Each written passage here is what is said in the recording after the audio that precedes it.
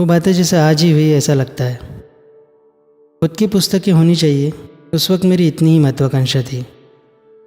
उस महत्वाकांक्षा से ही अभी का मेरा ग्रंथ संग्रहालय निर्मित हुआ। उन दिनों भी नई नई पुस्तकें लाकर देने के लिए मैं मेरे पिताजी से बहुत जिद करता था।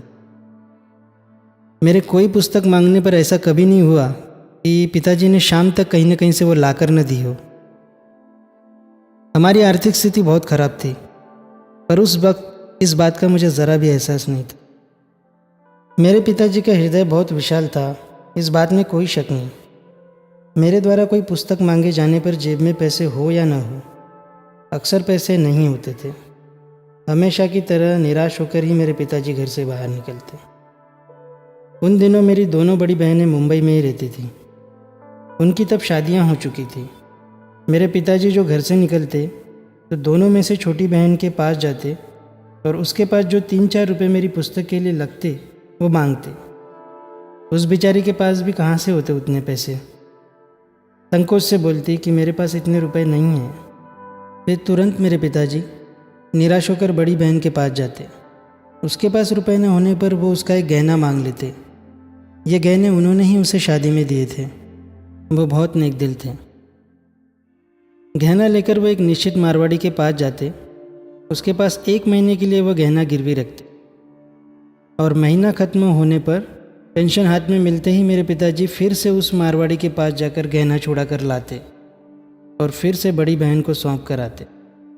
इसलिए मेरी बहनें भी गहना मांगने पर कभी ना नहीं बोलती थी। इसका एक और भी कारण था। मेरी माँ मेरी अत्यंत अल्पावस्था में चल बसी थी, इसलिए मेरी बुआ ने मुझे पाला पोसा। ये मेरी बुआ मेरे पिताजी की बड़ी बहन होने के कारण उनका घर पर बहुत रुबाब और दबदबा था। मेरे पिताजी भी उन्हें बहुत आदर करते थे। इसीलिए और बुआ का बहुत चहेता होने के कारण भी घर में मेरे विरुद्ध बोलने की किसी में भी हिम्मत नहीं थी। इसका परिणाम यह हुआ कि मैं बहुत लापरवाह हो गया। मेरे सुख के लिए मेरे पिताजी कितनी तकलीफ़ें सहते और कई तरह की कोई मुश्किलों का सामना करते, इसकी मुझे ज़रा भी समझ नहीं थी। मैं बालों को बहुत सारा तेल लगाकर नई लाई हुई इन पुस्तकों का तकिया बनाकर मस्त सोता। इससे इन पुस्तकों की क्या दुर्दशा होती होगी, इसकी कल्पना आप ही करें तो अच्छा है।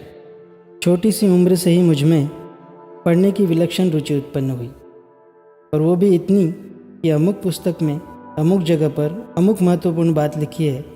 यह बात कहीं नोट किए बगैर ही मैं तुरंत बता सकता हूँ। मेरी इस आदत के कारण ही मेरी स्मरण शक्ति इतनी तेज़ हुई है।